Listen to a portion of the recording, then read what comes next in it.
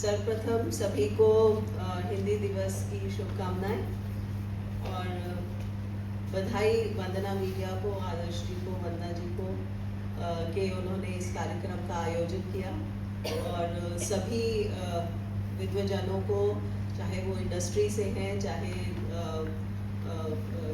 Education से जुड़े हुए हैं, उनको यहाँ आने का मौका दिया ताकि हम आपस में कुछ वार्तालाप कर सकें और कुछ उसका हम सॉल्यूशन ढूंढ सकें। जो गैप की हम सब बात कर रहे हैं कि मीडिया इंडस्ट्री में और मीडिया एजुकेशन में कुछ गैप है, क्योंकि जब हमारे बच्चे मीडिया इंडस्ट्री में जाते हैं तो वो उन्हें बहुत सारी ऐसी स्किल्स हैं जो नहीं आती, या उन्हें किस तरह से नई चेंजिंग टाइम्स के साथ उनको किस तरह की प्रिपरेशन की ज़रूरत है।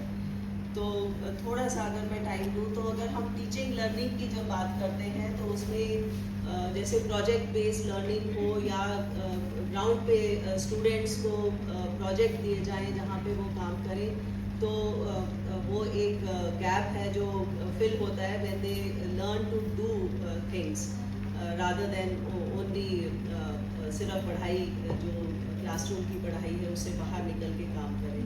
दूसरा चीज़, क्योंकि स्पेशली कोविड के बाद जो बहुत चेंज आ रहा है, उसमें सभी को एक वूका वर्ड के लिए तैयार होना है। VUCA word means volatile, uncertain, complex and ambiguous.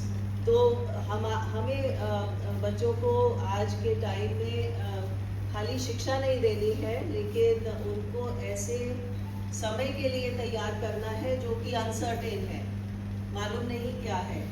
क्योंकि डेफिनेटली 5 साल के बाद जो जॉब आज है वो बच्चों को 5 साल बाद नहीं होगा।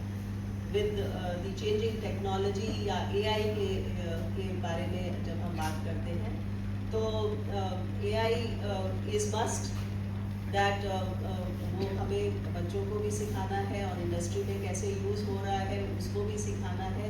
एक चीज़ में मैं और गैप को कम करने के लिए एक चीज़ का और स्ट्रेस करूँगी कि जो हमारे शिक्षक हैं उनको नई तकनीक और नई स्किल्स के लिए तैयार करना बहुत ही आवश्यक है, क्योंकि वही विद्यार्थियों का भविष्य बना रहे हैं।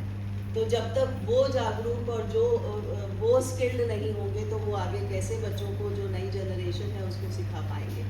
तो हमें, मुझे लगता है इन बातों का ध्यान रखते हुए बहुत सारे स्टेप्स लेने हैं। इंडस्ट्री को भी आगे आना है, चाहे वो शिक्षकों को लेके हो, चाहे विद्यार्थियों को लेके हो, और चाहे एट एजुकेशन लेवल हमें सिलेबस को अपडेट करना है या स्टूडेंट्स को उस तरह से तैयार करना है।